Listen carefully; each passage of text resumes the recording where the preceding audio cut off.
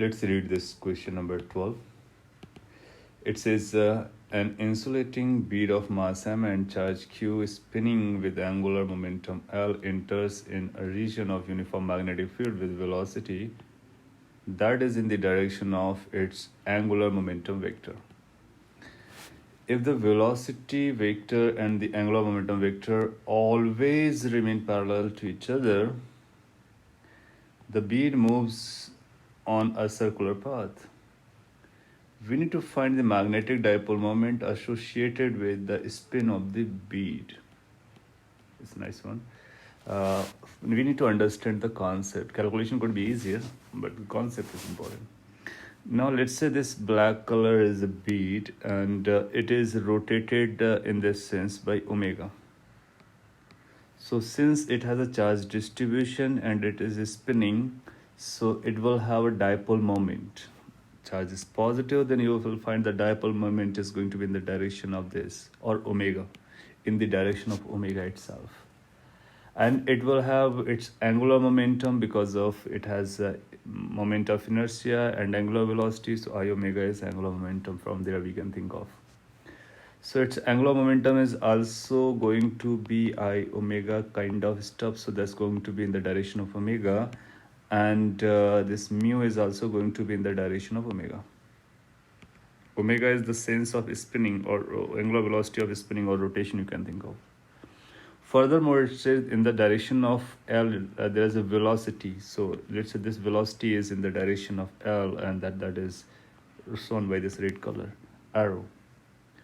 Now, if there is a magnetic field existing like this, then you'll find V cross B. If Q is a positive, V cross B force is going to act like this, and you'll find it's going to move in a circle, uniform circular motion. Now, when it is moving in a circle, then you'll find this angular momentum is going to move in a circle. That means angular momentum will change its direction. However, this angular momentum came from I omega. Neither I changes now nor omega changes as per the magnitude.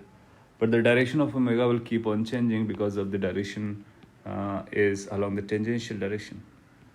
So point is L will be changing. So angular momentum L rotates about the center of the circle. Now, if L is changing, then there has to be some torque to change this L. And we know that required torque is going to be L is equal to tau is equal to dL by dt. Now, from somewhere, this torque has to be applied on this bead in order to keep this angular momentum along the tangential direction. Now let's say the rotation angular velocity about this circle is this omega. So we will be writing this tau as dl by dt, and then we will say this L can be written as magnitude and direction. Direction is going to be tangential, L being the magnitude, which is a constant, can be taken outside, and it's going to be d theta cap by dt. Now, d theta gap by dt is the rate at which the tangential direction in a circular motion changes. So, we know from circular motion that this change in tangential direction is given by d theta by dt minus r cap. Or you can write an I cap j cap differentiated. So, d theta cap by dt is omega minus r cap. So, this you can remember. And L was already there, so that become the torque that is going to be required. So somebody need to apply a torque towards the center in this manner. Now, from where that torque can be achieved? So we know this dipole moment mu is in presence of magnetic field. So whenever that dipole moment is in presence of magnetic field, we know that torque is mu cross B. Now, if you look this direction of mu cross B, mu is going to be in the tangential direction and B is into the screen. So tangential direction into the screen, if you do, then you'll find the minus r cap direction.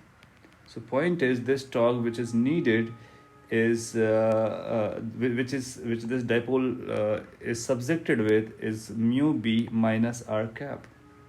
Mu and B, they are 90 degrees, so sine 90 is 1. So this torque is in minus r cap direction, and we had requirement of the same torque in the same direction.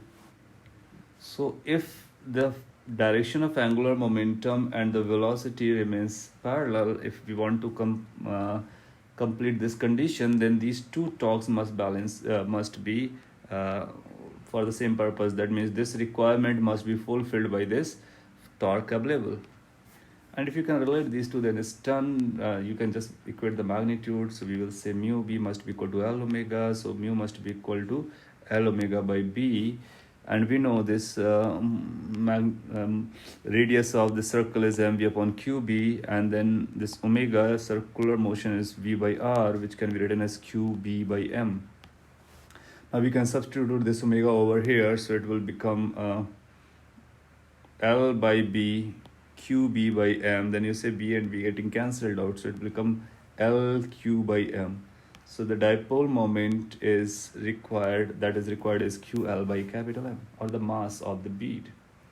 Now we have already talked about the direction of L and mu is going to be same. Q has been taken as a positive, M remains positive. So we can say direction of mu and L are also identical. Then we can write in the vector form as well. So mu as a vector will be written as QL vector divided by M, because L vector was known to us. So that will become our final response to this question. So that's how it's done. Thank you.